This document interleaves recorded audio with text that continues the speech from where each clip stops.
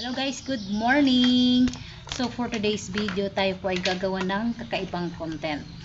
Alright?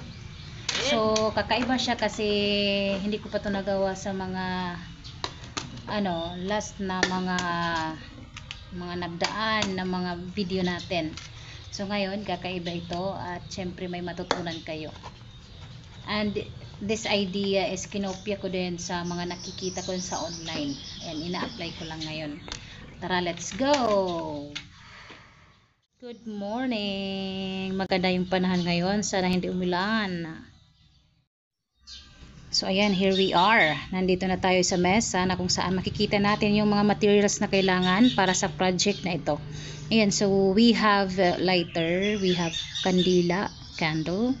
Tapos, may knife tayo, pang bread ata to. Actually, hindi ito yung ginagamit.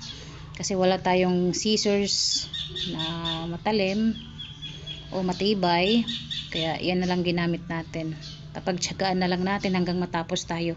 And then we have 1.5 liters na mga soft drinks. May Sprite, may Coke, may Royal. Ayan. So, titirahin natin yan.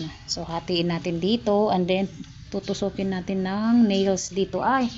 Yung raisanggayan o pako kailangan natin para butas-butasin. So since we don't have soldering iron, yun yung gagamitin natin, yung pako para pambutas, kasi gagawin nating lagayan ng tanim ito.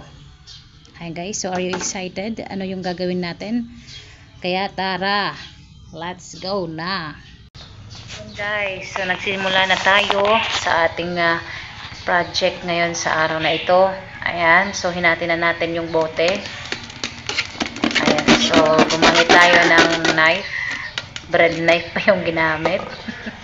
At ayan, so natapos na nga lahat sa paghahati at kailangan naman natin ngayon putas-putasin yung puwet niya para may aawasan yung pag magsasaribo, maawas ang tubig. Ayan, so para sa tanim natin.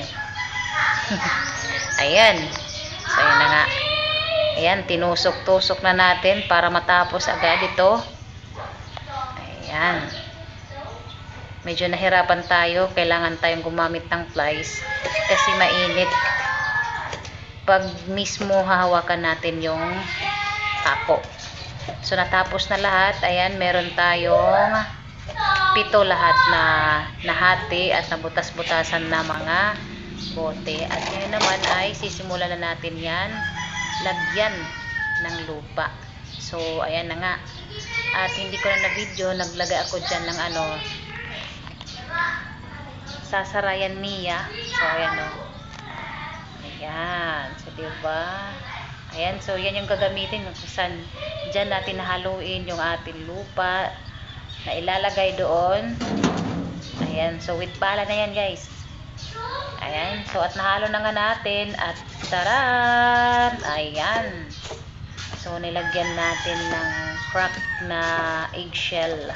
Tapos meron pang iba na nilagay ko dyan para mas mataba yung lupa.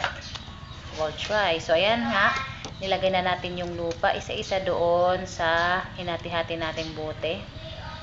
At maya-maya, lalagyan natin yan ng buto ng pechay.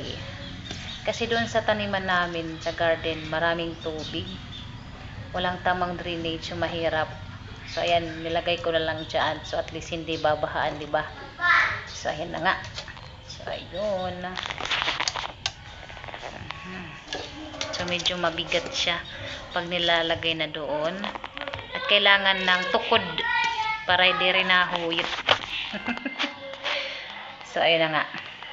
Ayan, so fast forward. So natapos rin yung paglalagay ng mga lupa doon sa mga bote.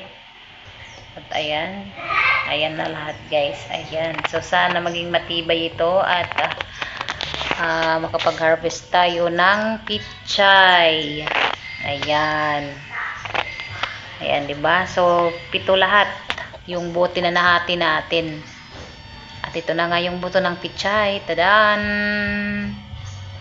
So ayan, yung buto ng pechay is mula doon sa munisipyo ata, libre lang to, bigay na ni Tita Chris, konsehal dito sa aming barangay.